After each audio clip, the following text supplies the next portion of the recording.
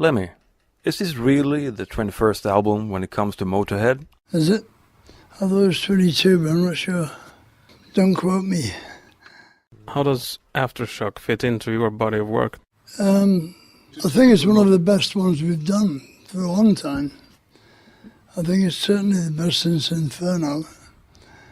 Maybe better than that, I'm not sure. I'm very pleased with it.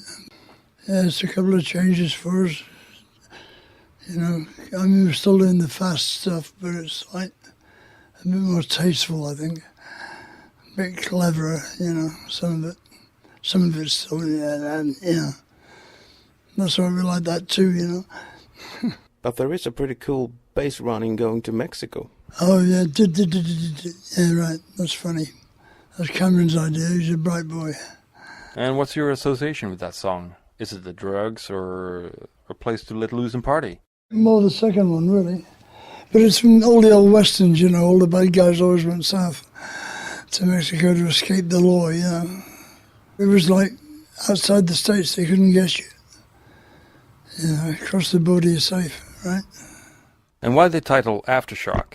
Did you pick that up after all you went through health-wise? Oh, it's a good title, you know. We were going to call After the War, and then I said after. You know, after's good, but the isn't good. So Mickey came up with Aftershock. It's Mickey's title. You've always been huge in Germany. Ever thought about recording a song in German? I know enough to get into trouble, you know. I'm not good with sentences. I got words I get, you know, from reading, you know. I can read better than I can speak it. Your World War II memorabilia collection must have grown a bit since we last saw you. Any recent additions? Yeah, I've got a few, yeah. I got some very old swords. Some really beautiful swords from the Kaiserzeit, you know. Dedications on the blade, very, very pretty. But your home must be like a big museum by now. Yeah, it's one small museum, I can't get around it. There's a track from the couch to the fridge and to the TV and the record collection. I've just bought a place so in LA, I just got a condo, so it's a bit bigger, I can move around a bit more. Wait, so you're saying you're going to move? Yeah. I'm not going to move it, you know. Are you kidding? When you make enough money to buy a condo, you don't have to move. You've got enough money to get somebody to move it, you know. But there's still a crawling distance to the rainbow, right? Yeah, it's not far away, because I like the area I'm in, you know. I just needed a bigger place. Seems like it's your extended living room. Why? It's a great place, man. It's quality club. It's one of the few left. Most of the others are get you in, get you out, plastic cup, you know. Today's wine choice, you know what I mean? Fuck it. The rainbow's the best. I always said so. I always will say so. As long as it deserves me to call it the best, I'll call it the best. It's like old, so it goes out of fashion, you know, but it always comes back. What about Lost Woman Blues? Are you being nostalgic about former girlfriends, or is it a sequel to Whorehouse Blues? I'm just being nostalgic about all the women I ever knew who left when I didn't want them to, you know, basically.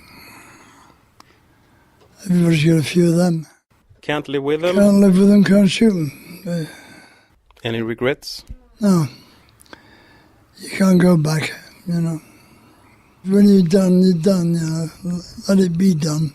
I think that song has a kind of ZZ Top vibe to it. Wouldn't you agree? I like ZZ Top a lot. We all do, you know, so wouldn't be surprised. Do you ever listen to your old albums? I never used to. I do more now because we got more better albums back there now.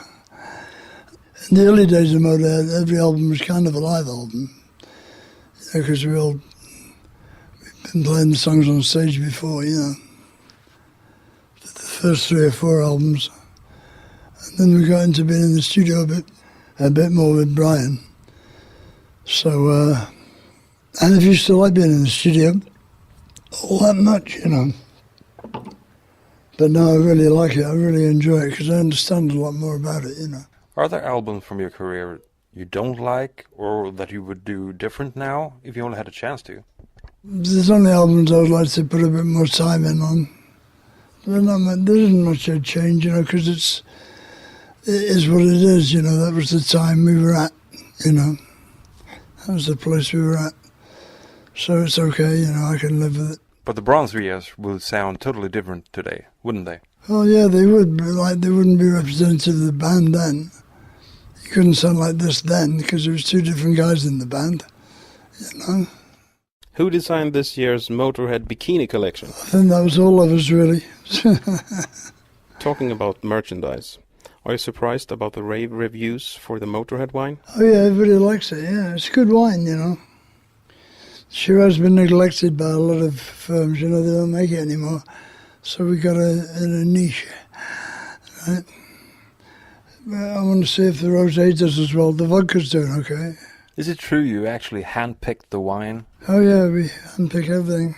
Well, mouth-pick it. There was the whiskey. I only had to do 3. And then the vodka we did 4. The wine, the rosé we did 4, I think. I'm not sure. But the Shiraz I didn't taste. I don't drink red wine. I don't like it. Probably that's why it's doing so well. And there's a Motörhead bourbon next. It's supposed to be coming up. You've called it a snake bite bourbon. Is it that strong? Well, no, nothing's that strong anymore. But it'll do the job, you know. Jet Dollars used to be 86. Now it's 80. Jim Beam used to be 86, and now it's 80. Everybody falls into line. If you're neither on tour nor in the studio, what are you up to all day? What do you watch? What do you read? Ever listen to our show? We got movies, you know, on DVD, you know. Got lots of stuff. I read a lot, you know. I'm a reader. Remember them? Remember them people who used to look at books and there's words on them? Yeah, I read a lot, man. I'm a good reader. So, are guitars still chick magnets? Oh, yeah, of course. You make music, you know. It's better than sitting there talking, isn't it? You know, because you might run out of conversation, you'll never run out of songs. You know, right? It's always been good for that. Girls like that, you know, they like somebody who entertains them, makes them laugh, you know. You ask a chick what turns her on more than anything in the world, and she will always say, somebody who makes me laugh.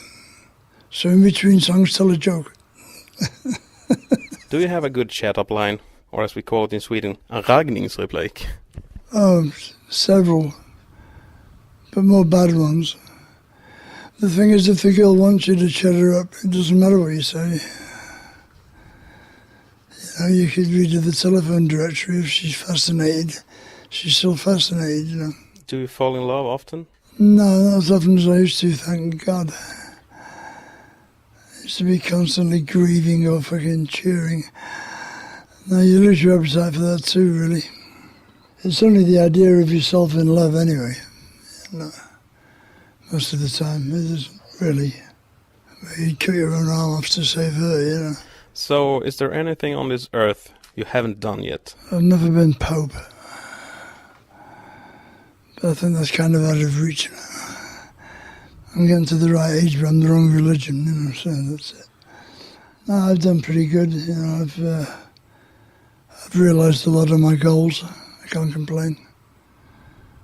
Yeah, I mean, I've looked out and seen 100,000 people shout my name. What more do you want out of life, you know? I think Pope would be pretty boring after a while. Just imagine all those speeches you would have to do in 36 different languages. It's always the same song too, isn't it? Jesus this, Jesus that, you know. Which is your favorite topic? It's a thin story. When a virgin gets pregnant by a ghost. Yeah, right. Good idea, man.